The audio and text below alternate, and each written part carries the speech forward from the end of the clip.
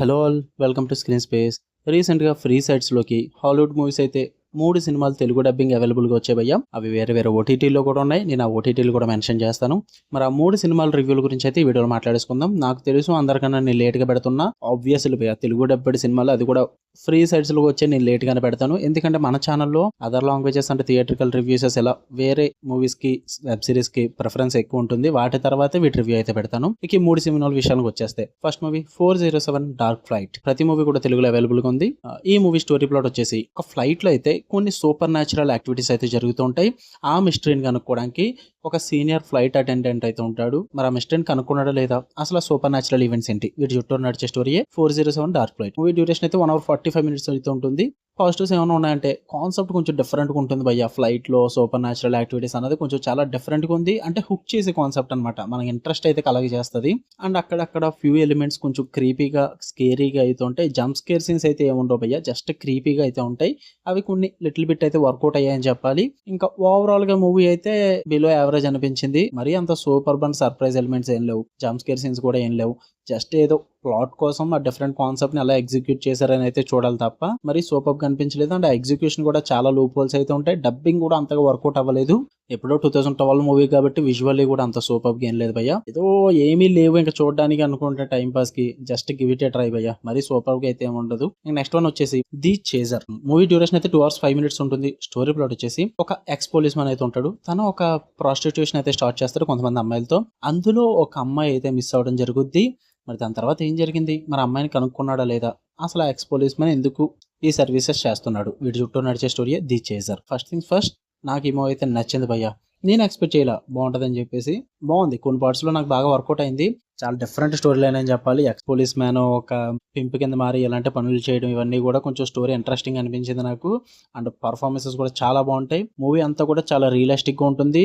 బాగా కనెక్ట్ అవ్వేలా ఉంటుంది భయ్య మూవీ అంతా కూడా. అండ్ టాప్ యాక్షన్ సీక్వెన్సెస్ ఉంటాయి. మరి డార్క్ ఎఫెక్ట్స్ ఉంటాయి. అండ్ వైలెన్స్, థీమ్స్, బ్రొటాలిటీ, రక్తపాతం గట్టిగా ఉంటాయి భయ్య. వైలెన్స్ పరంగా అయితే ఖచ్చితంగా చూడొచ్చు. అవన్నీ కూడా మీకు మంచిగా అవుట్ స్టాండ్ అవుద్ది మూవీ అంతా కూడా. అండ్ ట్విస్ట్లు కూడా బాగా రాసుకున్నారని చెప్పాలి. ఒక టెన్స్ అట్మాస్ఫియర్ అయితే క్రియేట్ చేస్తారు మూవీ అంతా కూడా. అది మీకు బాగా వర్కౌట్ అవుద్ది. అక్కడక్కడ పేసింగ్ ఇష్యూస్ అయితే ఉంటాయి. అపార్ట్ ఫ్రమ్ దట్ ఓవరాల్ గా మూవీ అయితే మంచిగా చూడొచ్చు. మీకు మంచి టైం పాస్ అయితే అవుద్ది. బాగుందని చెప్తాను నేను. ఇదైతే అమెజాన్ ప్రైమ్ వీడియోలో అయితే ఉంటుంది. And first movie 407 dark flight ఉంది కదా, అదైతే ఎంఎక్స్ ప్లేయర్ లో తెలుగు డబ్బింగ్ ఫ్రీగా ఉంది.